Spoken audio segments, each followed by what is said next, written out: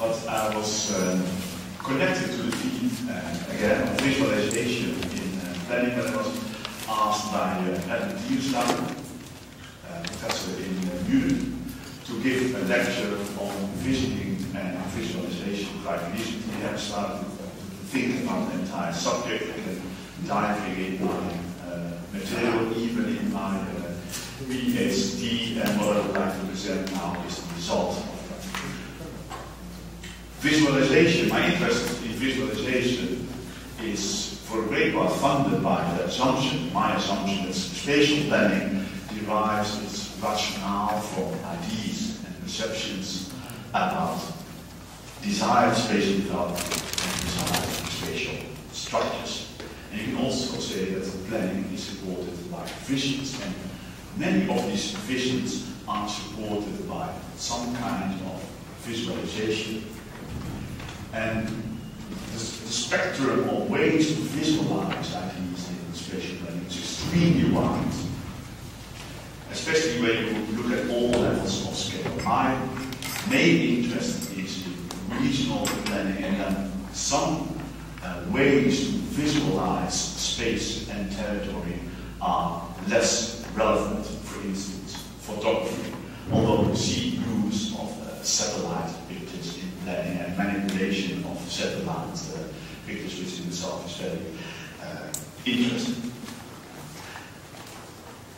If you follow the discussion, you can say maps and visualization lead to consensus, but very often to the opposite, disconsensus and conflict, and maybe even to a far greater extent than words.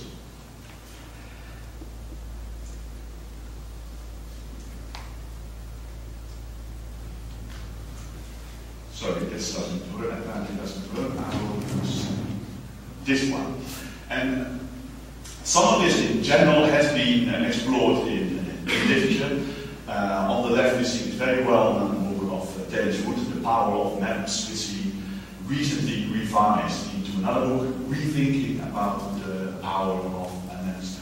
And I've put another book next to it on your right. That's a book of our colleague in Nijmegen, Radboud University, Steffi Du, who made an excellent study on the use of maps and cartography in spatial planning.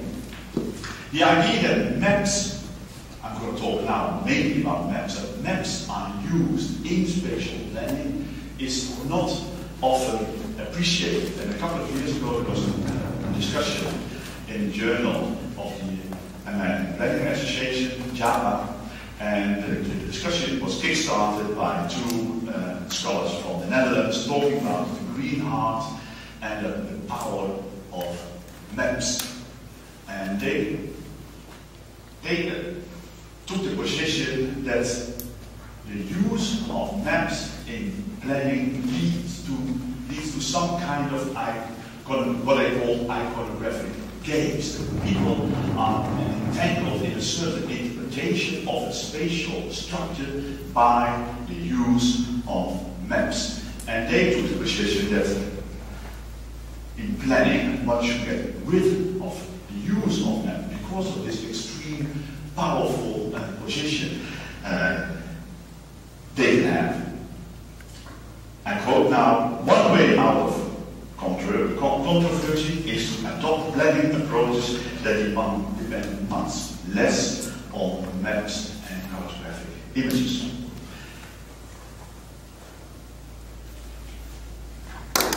They were attacked by Ernst Alexander, who has experience in them because he's been here quite a long time, several times, and he claims that some form of graphic representation is essential for communicating any ideas that have a spatial dimension. And I agree with him. These are some of the maps Giel van Eten and Van Roo, that's the two Dutch scholars, were angry about. I don't find this myself very manipulative, very innocent maps. They don't, for me, have the impression of manipulating in some way or another. But I would like to show you, because these are ways to visualize the green heart. On the left you see the perimeter of the green heart, and on the right you see a number of projects and programs where people work on in the green heart. What I would like to do now, I will discuss some examples of visualization on the transnational level, and then I will move on to discuss the Randstad area, the area where we are in now, and to show you the variety of maps which one can use in planning, but also why different sorts of maps and different sorts of visualization have been used in discourses about Randstad. And I'll round off with some conclusions about visualization in planning.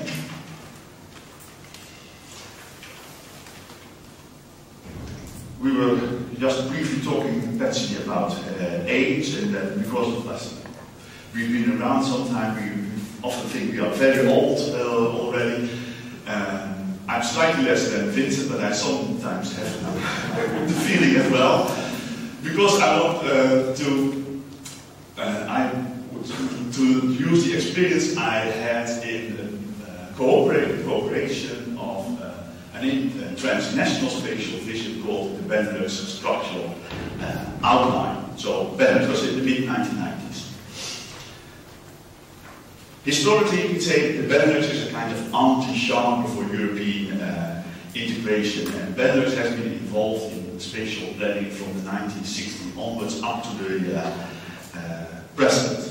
But you could say that the practical implications at the national level, at the higher level of scale, are almost zero. The importance of the Benelux lies, particularly on the cross-border level. Nevertheless, it's a platform to discuss issues of spatial planning, even on the higher scale, because civil servants of the regions of Benelux and the countries, Netherlands and Luxembourg, occasionally meet each other to inform them about their spatial strategy. I think the very first transnational spatial vision is a Benelux vision from 1986, many years ago. I was not involved in the drafting of this spatial vision.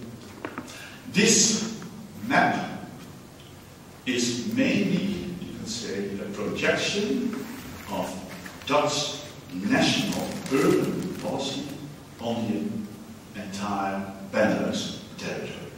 And that idea was accepted in particular by Flemish parties and also Benelux parties, but when the Walloon representatives, and especially the politicians, saw a previous version of this map, they were saying this is unacceptable for us, because the Walloon area, do I have a pointer here?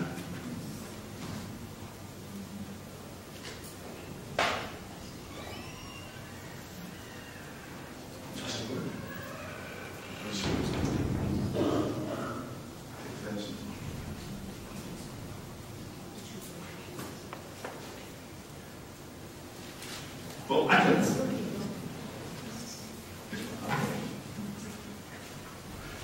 For people not familiar with the geography of Europe and Benelux, this is more or less the perimeter of Wallonia. And of course, what's very characteristic of Wallonia is the old industrial axis, still nowadays called the old industrial axis. But why the Walloon politicians were so angry about this? This image gives, this map gives you the image that Walloon, and that, these were the terms that we used, is a green desert, nothing happening. Now you look at the final map. What was not on this map are these little dots. On the very first draft version of this map, these dots were not there. And I will show you this map a bit smaller, but with a key. And as you know, the key is